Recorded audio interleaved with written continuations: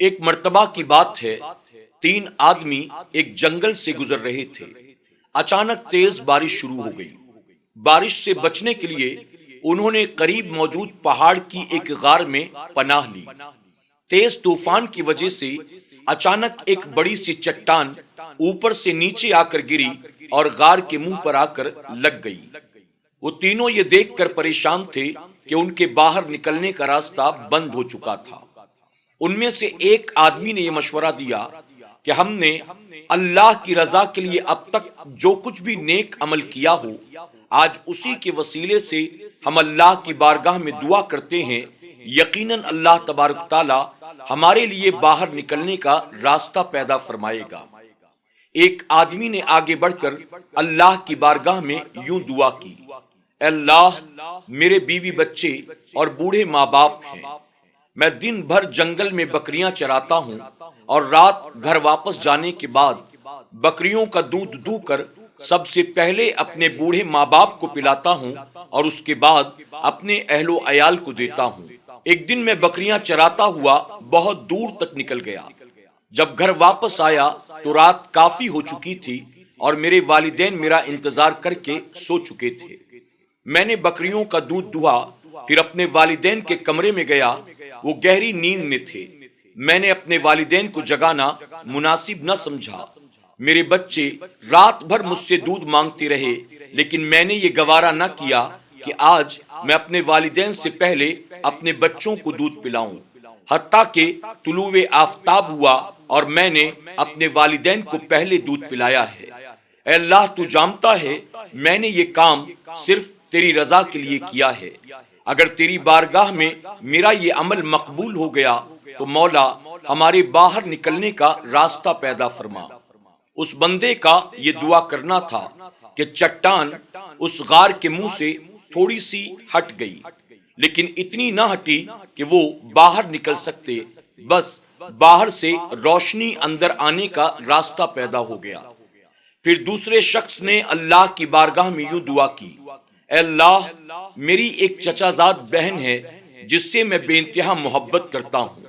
جب میں نے اپنی اس چچا زاد بہن سے کہا کہ تو اپنے نفس کو میرے حوالے کر دے تو میری چچا زاد بہن نے یہ کہا کہ اگر تو مجھے 100 دینار لا کر دے تو میں یہ کام کر سکتی ہوں۔ میں نے دن رات محنت کر کے 100 دینار اکٹھا کیے اور پھر اپنی چچا زاد بہن کے حوالے میں نے وہ 100 دینار کیے۔ اس نے اپنے آپ کو میرے قریب کیا، حتیٰ کہ میں گناہ میں مبتلا ہو جاتا۔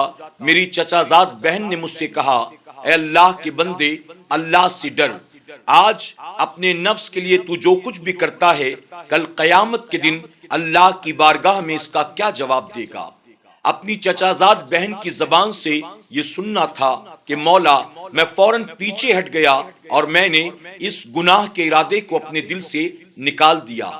میرے کریم، تو جانتا ہے میرا یہ عمل صرف تیری رضا کے لیے تھا۔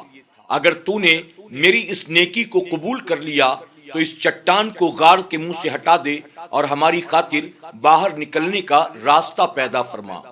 اس کا یہ دعا کرنا تھا کہ چٹان تھوڑی سی اور سرک گئی، لیکن ابھی بھی اتنی نہ ہٹی کہ وہ تینوں بآسانی باہر نکل سکتے۔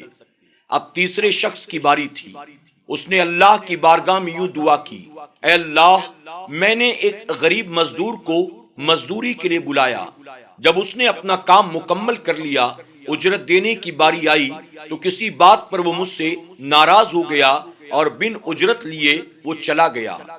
میں نے اس کے اجرت کے پیسے کاروبار میں لگائے اور تو نے بہت برکت عطا کی۔ ان پیسوں سے میں نے ایک گائے خریدی اور اس گائے کے کئی بچے ہوئے۔ ایک طویل عرصے کے بعد وہ غریب مزدور میرے پاس واپس آیا اور اس نے مجھ سے آ کر کہا، اے اللہ کے بندے، اللہ سے ڈر، مجھ غریب پر ظلم نہ کر، میری اجرت کا پیسہ میرے حوالے کر دے۔ میں نے اس سے کہا، یہ گائے اور اس کے بچے تو لے لے، یہ سب تیری اجرت کے پیسوں سے میں نے خریدا ہے۔ اس غریب مزدور نے کہا، میری غربت کا مذاق نہ اڑا، جتنی اجرت تو نے طے کی تھی وہ میرے حوالے کر دے۔ میں نے اسے سارا معاملہ بیان کر دیا۔ وہ اللہ کا شکر ادا کرتا ہوا گائے اور اس کے بچوں کو ساتھ لے کر چلا گیا۔ اے اللہ تو جانتا ہے میں نے یہ کام صرف تیری رضا کے لیے کیا ہے، اگر تیری بارگاہ میں میرا یہ عمل مقبول ہوا تو ہمیں اس غار سے صحیح سلامت باہر نکال دے۔ اس بندے کا رب کی بارگاہ میں یہ دعا کرنا تھا کہ اچانک چٹان پوری طرح سے غار کے منہ سے ہٹ جاتی ہے اور وہ تینوں صحیح سلامت غار سے باہر نکل آتے ہیں۔ اللہ رب العزت کی بارگاہ میں دعا ہے اللہ ہمیں اور آپ کو سب کو اپنی رضا کے لیے ہر نیک کام کرنے کی توفیق عطا فرمائے اور ہر طرح کے گناہوں اور برائیوں سے بچنے کی توفیق عطا کرے، آمین یا رب العالمین۔